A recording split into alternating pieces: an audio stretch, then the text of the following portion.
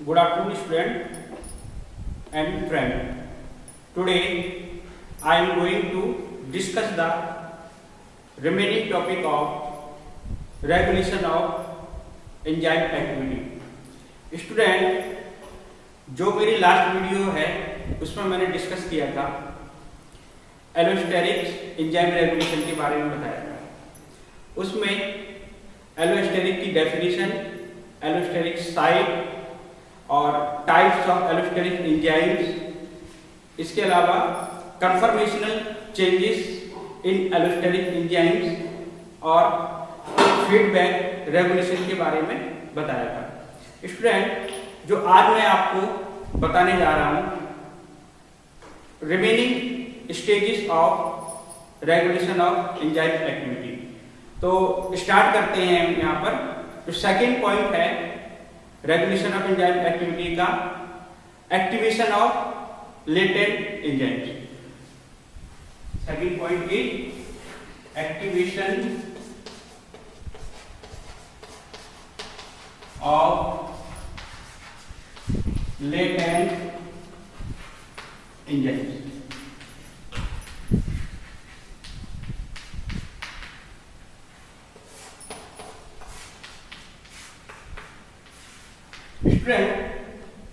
जो latent enzymes है, latent enzyme जो है वो हमारी बॉडी में प्रेजेंट रहता है, राइट, लेकिन ये हमारी बॉडी में इनएक्टिव फॉर्म में प्रेजेंट रहता है। तो हम इसको क्या बोल सकते हैं? इनएक्टिव प्रिकर्सर भी बोल सकते हैं, राइट। इसको क्या बोल सकते हैं? Inactive precursor,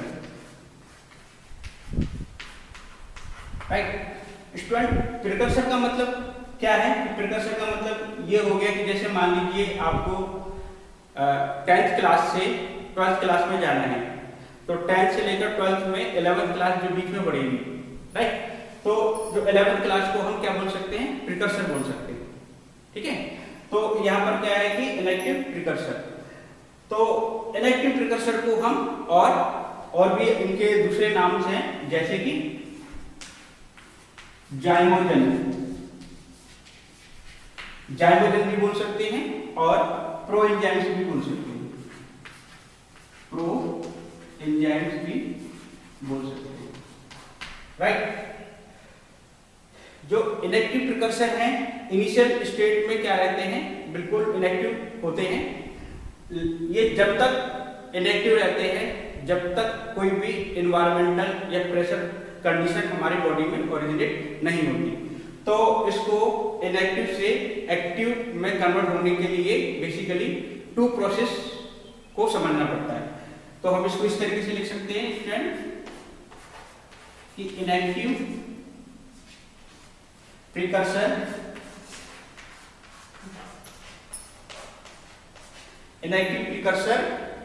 converted into active enzymes,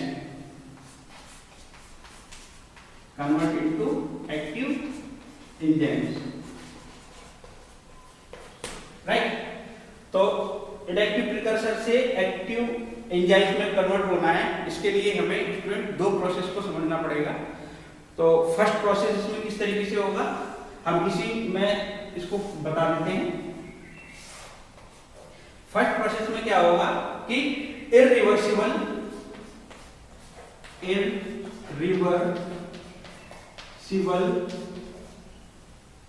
covalent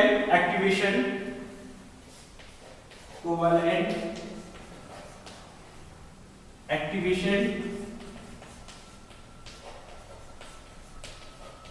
by breakdown of one और मोर पेप्टाइड बॉन्ड, ठीक है। तो irreversible covalent activation bye breakdown of 1 और मोर पेप्टाइड बॉन्ड, राइट। तो इस तरह की पहली कंडीशन को हम बोल सकते हैं इरिवर्सिबल। इसके जो एग्जांपल है स्टूडेंट, जैसे आपने डाइजेशन वाले चैप्टर में पढ़ा होगा, इनएक्टिव प्रिकर्सर होते हैं ट्रिप्सिनोजन, ट्रिप्सिनोजन, राइट, ये इनएक्टिव प्रिकर्सर है। ऐसे ही होता है हमारा काइमोट्रिप्सिनोजन, ठीक है, ये भी क्या है हमारा इनएक्टिव प्रिकर्सर, ठीक है। अब ये इनएक्टिव प्रिकर्सर क्या होगा कि एक्टिव एंजाइम्स में कन्वर्ट होगा, और जो एक्टिव एंजाइम्स में वो आगे की कैटालिसिस प्रोसेस करता है, ठीक है। तो ट्रिप्सिनोजन कन्वर्ट होगा किसमें, ट्रिप्सिन में,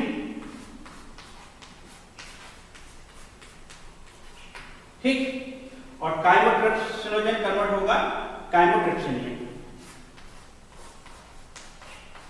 काइमोट्रिप्सिन में, ठीक है, with the help of enterokinase, enterokinase enzyme की सहायता से, राइट। इधर भी सेम एंजाइम्स होगा, इंटेरोकाइनेज एंजाइम्स। स्टूडेंट, जो इंटेरोकाइनेज एंजाइम्स है ये हमारा सबसे डीपेस्ट लेयर होती है आपकी एब्डोमिनल या फिर जीआईटी वॉल की, वहां की लेयर पर ये प्रेजेंट रहता है। और इसका मेन जो काम क्या है, ये इंटेरोकाइनेज क्या है कि डाइजेशन में और एब्जॉर्प्शन ऑफ न्यूट्रिएंट्स में हेल्प करता है, ठीक है। तो ये हमारा इधर ये किस फॉर्म में है, इनएक्टिव, ये इनएक्टिव फॉर्म में, और ये हमारा एक्टिव फॉर्म में, राइट। और एक्टिव फॉर्म में कन्वर्ट होने के बाद में ये क्या करेगा कि अपना जो एंजाइमेटिक कैटालाइसिस प्रोसेस को करता है, ठीक। तो ये तो फर्स्ट प्रोसेस हो गया। स्टूडेंट, जो सेकंड प्रोसेस थी, सेकंड प्रोसेस में क्या है कि रिवर्सिबल कोवैलेंट एक्टिवेशन के थ्रू होता है। तो सेकंड प्रोसेस को हम इस तरीके से समझ सकते हैं कि reversible covalent activation, reversible covalent activation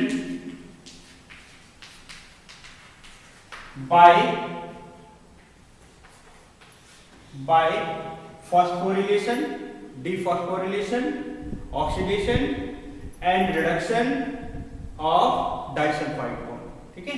तो सेकंड प्रोसेस में जो हमें रिवर्सिबल कोवैलेंट एक्टिवेशन करना है, रिवर्सिबल का मतलब होता है कि रिएक्शन का फॉरवर्ड डायरेक्शन में जाना, फिर फॉरवर्ड से बैकवर्ड डायरेक्शन में आना, ठीक है, राइट। और कोवैलेंट मतलब क्या है, क्या थोड़ा जो बॉन्ड होगा वो वीक टाइप नेचर का होगा, ठीक। By phosphorylation, phosphorylation, dephosphorylation, dephosphorylation, right, oxidation, oxidation and reduction, oxidation and reduction by disulfide bond, ठीक है। तो इसमें जो एग्जांपल्स स्टूडेंट हमें पढ़ना है, इस कंडीशन में जो एग्जांपल्स है वो हमें जो दोनों स्टेट शो करता है, यानी कि एक्टिव स्टेट भी शो करेगा और इनएक्टिव स्टेट भी शो करेगा, ठीक है। बट वो आपस में क्या होता है, इंटर कन्वर्टिबल रहता है, आपस में चेंज हो सकता है, ठीक है। तो इसमें जो एग्जांपल है,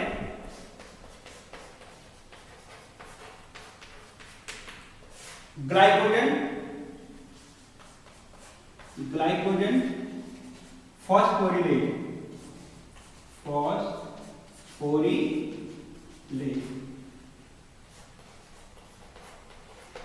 ग्लाइकोजन फॉस्फोरिलेज एंजाइम्स है। स्टूडेंट, जो ये एंजाइम्स है ग्लाइकोजन फॉस्फोरिलेज, ये इसका मेन काम क्या है कि ये ग्लाइकोजन को ब्रेक डाउन करता है या प्रोड्यूस करता है एनर्जी में, राइट।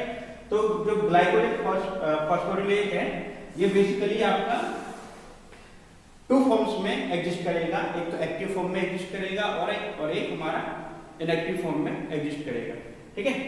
तो जो फॉस्फोरिलेज बी है, फॉस्फोरिलेज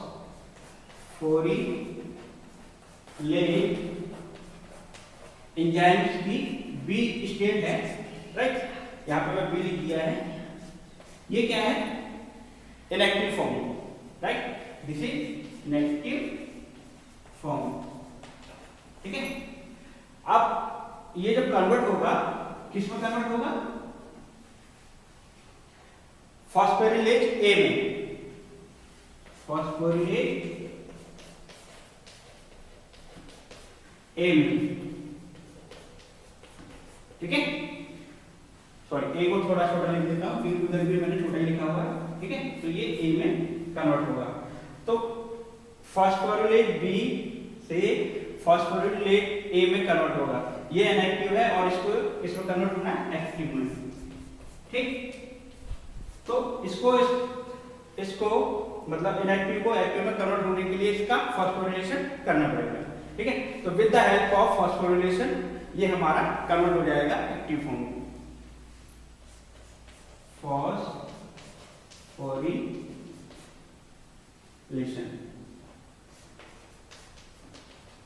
ठीक, राइट स्टूडेंट, सम जो एंजाइम्स ऐसे भी होते हैं जो एक्टिव होते हैं, हमारा डिफॉस्फोरिलेशन के केस में भी एक्टिव होते हैं। राइट, तो उसके एग्जांपल जो हैं,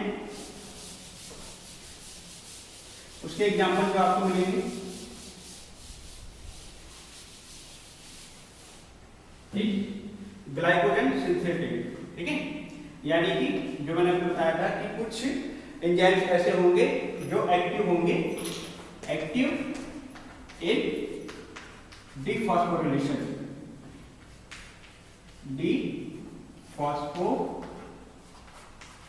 डिफॉस्फोरिलेशन,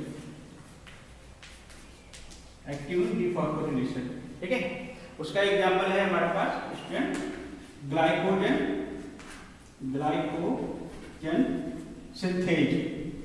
राइट, ग्लाइकोजन सिंथेज।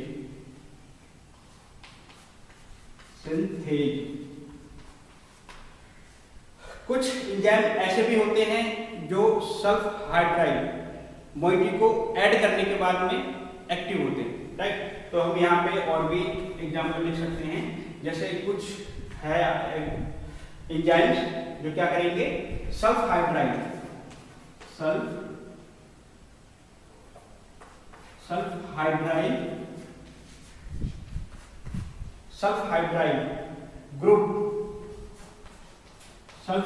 ग्रुप के ऐड होने से वो अपनी एंजाइम एक्टिविटी को बढ़ाते हैं। Right, sulph hydryl group add होंगे तो एंजाइम एक्टिविटी बढ़ेगी, एंजाइम एक्टिविटी शो। राइट, ठीक है, इसका एग्जांपल देखिए स्टूडेंट, SDH सक्सेनिक डिहाइड्रोजिनेज। ठीक है, इसको हम क्या बोलते हैं, सक्सेनिक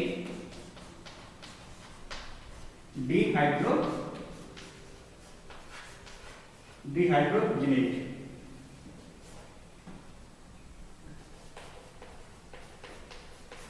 ठीक है, राइट स्टूडेंट एक सब्सटेंस होता है इसमें ग्लूटाथायोन, वो एंजाइम्स की स्टेबिलिटी को मेंटेन करने में भी हेल्प करता है, तो इसको भी आपको ध्यान में रखना है। तो स्टूडेंट ये था सारा का सारा एक्टिवेशन ऑफ लेटेंट एंजाइम्स। तो लेटेंट एंजाइम्स को मैंने बताया कि वो एंजाइम्स होंगे जो क्या करते हैं कि इनएक्टिव स्टेट में रह सकते हैं या रहते हैं, इनएक्टिव स्टेट में रहेंगे और इनको हम क्या बोल सकते हैं, जाइमोजन और प्रो एंजाइम्स भी बोलते हैं। ठीक है, अब मैं आपको सेकेंड स्टेज बताऊंगा एंजाइम्स की रेगुलेशन की। This is for compartmentation.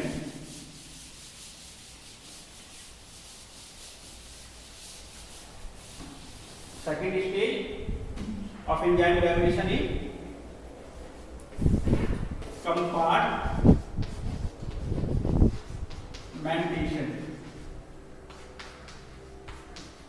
compartmentation. Secondly, this is the third stage, right? This is third stage. ठीक है स्टूडेंट, तो स्टूडेंट जो कंपार्टमेंटेशन, तो वर्ड से ही आपको समझ में आ रहा होगा कि कोई ना कोई कंपार्टमेंट की बात कर रहे हैं। इसको हम इस तरीके से समझ सकते हैं, जैसे आप आपने ट्रेन में जर्नी करी होगी तो ट्रेन में देखा होगा कि थर्ड एसी के कंपार्टमेंट भी होते हैं, सेकंड एसी के भी कंपार्टमेंट होते हैं, स्लीपर्स के भी कंपार्टमेंट होते हैं और जनरल्स के भी कंपार्टमेंट होते हैं। ठीक है, तो बेसिकली क्या होती है, जो सेल्स है हमारी, जो बॉडी सेल्स है, बॉडी सेल्स में बहुत सारे सेल के पार्ट होते हैं, या इसको हम ऑर्गेनेल्स भी बोलते हैं, ऑर्गेनेल्स भी बोला जाता है उनको। जैसे कि उसके एग्जांपल्स हैं, आप ऐसे बोल सकते हैं कि cell organelles,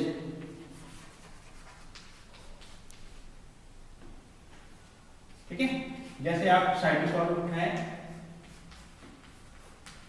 mitochondria, cytosol, mitochondria, ठीक है, nucleus, nucleus, right, endoplasmic reticulum, ठीक है, ईआर भी हो सकता है। ठीक, तो ये सारे क्या हैं कि सेल के पार्ट्स है।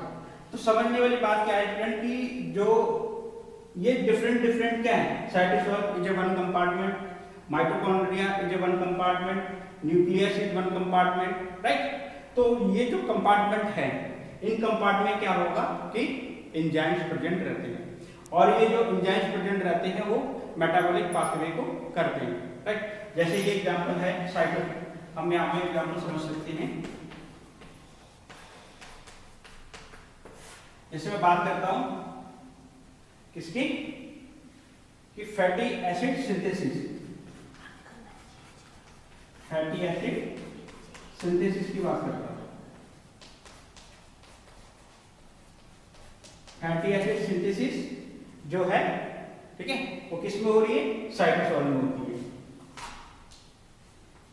साइटोसोल, ठीक है। फैटी एसिड सिंथेसिस साइटोसोल में होती है। लेकिन स्टूडेंट अगर मैं फैटी एसिड ऑक्सीडेशन करूं, ऑक्सीडेशन और ब्रेकडाउन, राइट, एक ही चीज है, तो फैटी एसिड अगर ऑक्सीडेशन करता हूं तो वो कहां पे होगी, माइटोकॉन्ड्रिया में,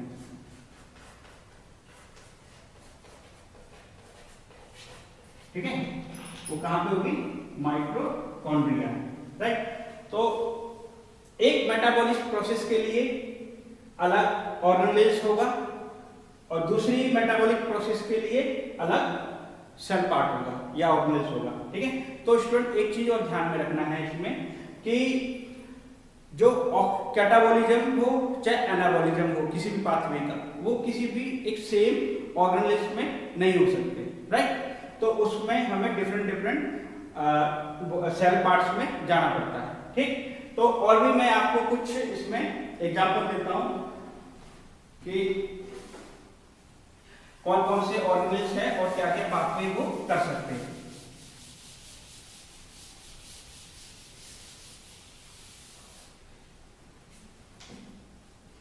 जैसे मान लीजिए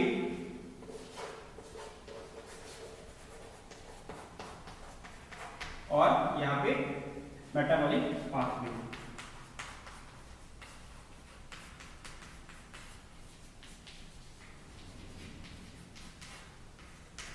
ठीक। सबसे पहले हम बात करते हैं इसमें साइटोसोल की, ठीक है। तो साइटोसोल में कौन कौन सी मेटाबॉलिक पाथवे हो सकती है, जैसे कि ग्लाइकोलाइसिस, ग्लाइकोलाइसिस हो सकती है, राइट। एचएमपी पाथवे हो सकता है, ठीक है। एचएमपी पाथवे मतलब हेड्रो मोनोफॉस्फेट शंट पाथवे होता है। इसके अलावा माइटोकॉन्ड्रिया में क्या क्या हो सकता है, माइटोकॉन्ड्रिया में कौन कौन सी पाथवे हो सकती है, राइट। और माइटोकॉन्ड्रिया में जो पाथवे हो सकती है, एक तो क्रेब्स साइकिल, क्रेब्स साइकिल हो सकती है, क्रेब साइकिल, राइट स्टूडेंट। और क्रेब्स साइकिल के अलावा और क्या होगा इसमें, अमीनो एसिड डिग्रेडेशन भी हो सकता है, अमीनो एसिड डिग्रेडेशन,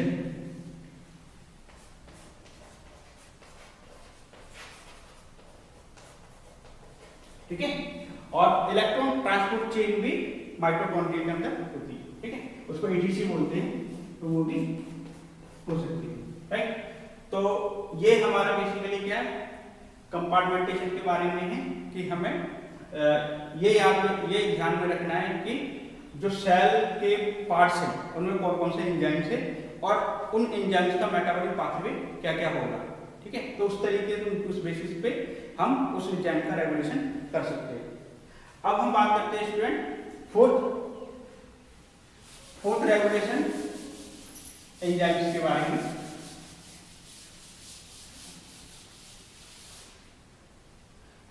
जिसका नाम है fourth is control of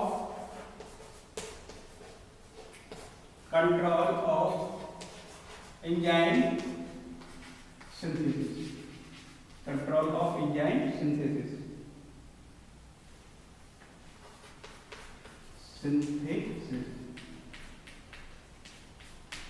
control of enzyme synthesis, ठीक है। तो स्टूडेंट यहां पे जो समझना है आपको कि जो बहुत सारे एंजाइम्स होते हैं, उन बहुत सारे एंजाइम्स जो खुद होते हैं वो क्या करते हैं कि रेट लिमिटिंग स्टेप्स होते हैं या रेट लिमिटिंग एक्टिविटीज होती है उनकी, ठीक है। तो बहुत सारे एंजाइम्स हैं, जैसे सम एंजाइम्स है rate limiting activity,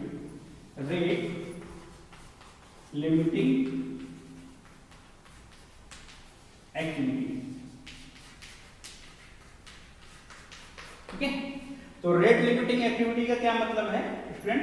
rate limiting activity का मतलब क्या है कि जो एंजाइम्स है वो एंजाइम्स किसी भी रिएक्शन को कंट्रोल कर सकता है, ठीक है। वो उसको इंक्रीज करने में भी हेल्प कर सकता है और उस रिएक्शन को डिक्रीज करने में भी हेल्प कर सकता है, ठीक है।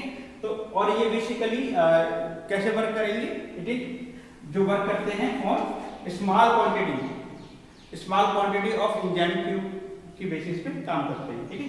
Small quantity of enzymes,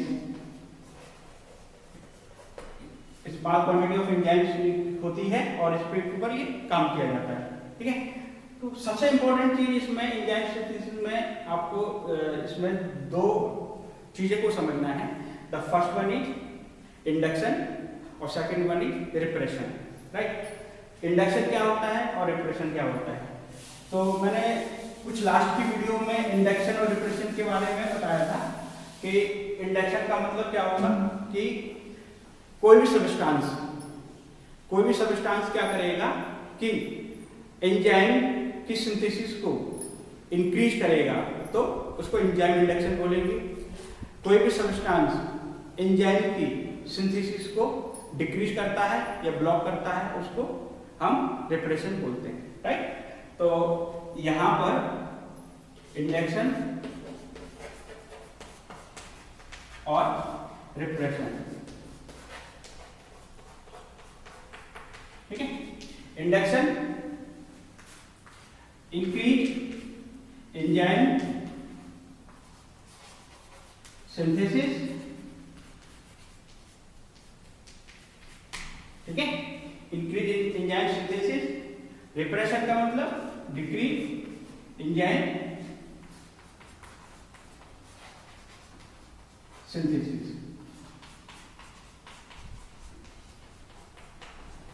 decrease enzyme synthesis with the help of any substance, chemical, drugs, किसी के थ्रू, ठीक है। तो इसका एग्जांपल और समझ लेते हैं स्टूडेंट कि क्या क्या हो सकता है।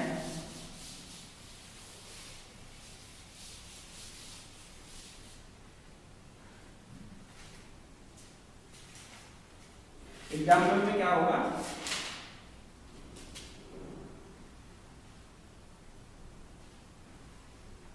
कि जो इंसुलिन है,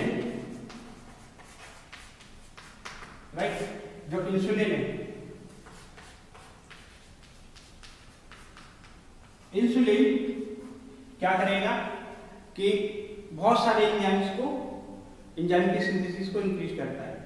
जैसे उसमें से है आपका ग्लाइकोजन सिंथेज, ठीक है, ग्लाइकोजन सिंथेज, और भी है इसमें एग्जांपल जैसे कि PFK फॉस्फोफ्रक्टोकाइनेज, और इसके अलावा पाइरुवेट काइनेज, ठीक है, पाइरुवेट काइनेज। तो इंसुलिन क्या करेगा कि इन एंजाइम्स की जो सिंथेसिस है उसको इंक्रीज करता है, ठीक है। ऐसे ही अगर हम बात करें कॉर्टिसोल की, ठीक है, तो कॉर्टिसोल वो क्या करेगा कि जो ग्लाइकोजन कार्बोक्सिलेज है उसकी सिंथेसिस को बढ़ाता है, ठीक है। ग्लाइकोजन कार्बोक्सिलेज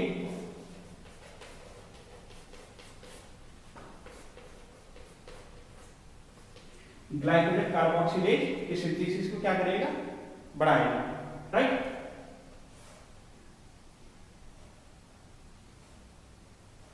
ठीक है, ठीक। अब हम इसी तरीके से समझते हैं स्टूडेंट एंजाइम रिप्रेशन को। तो एंजाइम रिप्रेशन क्या होता है कि एंजाइम रिप्रेशन के बारे में मैंने बताया था कि रिप्रेशन एक ऐसी प्रोसेस में जिसमें एंजाइम की सिंथेसिस क्या होगी, डिक्रीज होगी, ठीक है। एंजाइम की सिंथेसिस क्या होगी, डिक्रीज होगी, ठीक है। तो उसको बोलते हैं रिप्रेशन प्रोसेस, ठीक। अब इसके एग्जांपल क्या होगा कि जैसे हमने लास्ट वीडियो में हमने बात करी थी फीडबैक रेगुलेशन की बात करी थी। तो फीडबैक रेगुलेशन में क्या था कि जो एंड प्रोडक्ट है किसी भी कैटालाइटिक रिएक्शन का या एंजाइमेटिक रिएक्शन का, तो वो एंड प्रोडक्ट क्या करना था कि स्पेसिफिक एंजाइम्स को या फर्स्ट एंजाइम्स को ब्लॉक कर देता था। तो उसकी वजह से क्या है कि पूरा जो प्रोसेस है वो ब्लॉक हो जाती थी। तो इस कंडीशन में भी ऐसे ही है कि जो हमारे पास ग्लाइकोजन कार्बोक्सिलेज है, ग्लाइकोजन कार्बोक्सिलेज है, ठीक है। तो ग्लाइकोजन कार्बोक्सिलेज है, ये किसके थ्रू ब्रेक होगा, ये ब्रेक आपका बेसिकली या इनहिबिट होगा, ये किसके इनहिबिट करेगा, ये इनहिबिट करेगा हमारा ग्लूकोज के थ्रू, ठीक है। ये किसके थ्रू ब्रेक करेगा, रिप्रेशन में मैंने आपको बताया कि किसी भी एंजाइम्स की सिंथेसिस को कम होना या उसको इनहिबिट होना रिप्रेशन कहलाता है। इसमें हमने एग्जांपल दिया था ग्लाइकोजन कार्बोक्सिलेज के बारे में, ठीक है। तो ग्लाइकोजन कार्बोक्सिलेज का जो क्या है इंपॉर्टेंस क्या है कि ये बेसिकली ग्लूकोज की सिंथेसिस करेगा फ्रॉम किसमें, नॉन कार्बोहाइड्रेट सोर्स के थ्रू। तो नॉन कार्बोहाइड्रेट सोर्स कौन कौन से हो सकते हैं, जैसे पाइरुवेट हो सकता है या अमीनो एसिड हो सकता है। तो लास्ट में जो आपका प्रोडक्ट बनेगा, यानी कि लास्ट में क्या सिंथेसिस हो रही है, ग्लूकोज की सिंथेसिस हो रही है, राइट। तो ग्लूकोज की सिंथेसिस, ये ग्लूकोज अगर सफिशिएंट अमाउंट में प्रोड्यूस हो गया है, राइट, तो सफिशिएंट अमाउंट में प्रोड्यूस होने के बाद में ये क्या करेगा कि इसी एंजाइम्स को इनहिबिट और ब्लॉक कर देगा, राइट। तो इस टाइप की जो एक्टिविटी होती है उसको हम रिप्रेशन टाइप्स की एक्टिविटी को बोलते हैं, ठीक है, यह बताते हैं। तो ये हो गया स्टूडेंट रिप्रेशन के बारे में और कंट्रोल ऑफ एंजाइम सिंथेसिस के बारे में। अब हम बात करेंगे एंजाइम डिग्रेडेशन के बारे में, ठीक है। This is the 5th stage of enzyme regulation.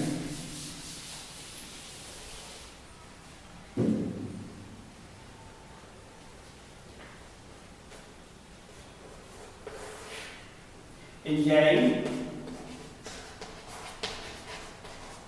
Degradation,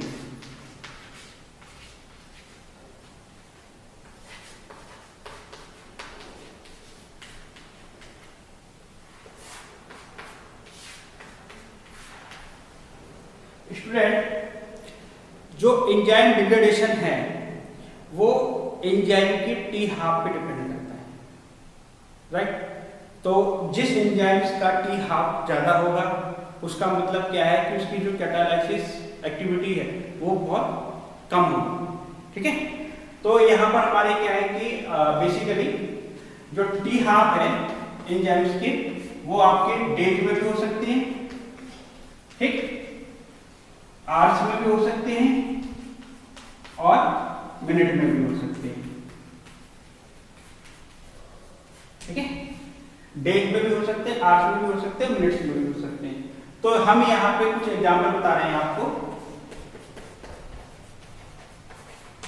ठीक है। जैसे हमने बात करी थी एंजाइम्स की, लास्ट वीडियो में मैंने आपको बताया था कि को एंजाइम्स के बारे में बताया था, ठीक है, सॉरी को एंजाइम्स नहीं, आइसो एंजाइम्स के बारे में बताया था। तो आइसो एंजाइम्स आपके क्या एंजाइम्स होंगे, अब इसके बाद नेक्स्ट जो स्टेजेस है वो आइसो एंजाइम्स ही है। तो आइसो एंजाइम्स क्या है कि सेम एंजाइम्स के आपके मल्टीपल पार्ट्स या डिफरेंट पार्ट्स होना और सेम रिएक्शन को कैटालिसिस करना इज कॉल्ड आइसो एंजाइम। तो इनमें से कुछ एग्जांपल थे आपके, जैसे कि लैक्टेट डिहाइड्रोजनेज 4, ठीक है, लैक्टेट डिहाइड्रोजनेज 4, ठीक। तो इसकी जो टी हाफ होती है बेसिकली वो आपकी होगी 5 to 6 डेज तक होती है, ठीक। अगर मैं LDH 1 की बात करूं तो इसकी जो टी हाफ होगी, इसकी जो टी हाफ होगी वो हमारी क्या होगी, थोड़ा और कम, मतलब आवर्स में आ जाएगी, यानी 8 to 12 आवर्स के बीच होगी, ठीक है, 8 to 12 आवर्स के बीच में होगी, ठीक। LDH फर्स्ट की बात करता हूं। और मैं अगर बात करता हूं अमाइलेज की, ठीक है, अमाइलेज की, तो इसकी जो टी हाफ है वो 3 to 5 मिनट्स होगी, ठीक, 3 to 5 मिनट्स होगी, ठीक, ठीक है। तो स्टूडेंट एंजाइम डिग्रेडेशन डिपेंड करेगा टी हाफ ऑफ एंजाइम। तो जितनी, अगर मान लीजिए जितनी टी हाफ किसी एंजाइम्स की ज्यादा है तो उसको काम करने में उतनी ही प्रॉब्लम हो सकती है या वो काम ठीक तरीके से एंजाइम नहीं कर पाएगा, ठीक। हम लास्ट में बात करते हैं 6th stage of enzyme regulation is iso enzymes.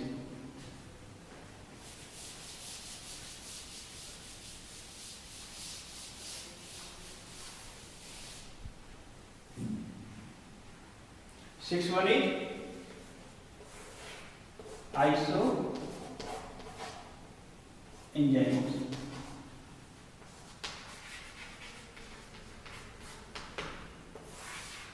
Student मैंने पहले भी वीडियो में बता रखा है कि आइसो एंजाइम्स क्या होते हैं।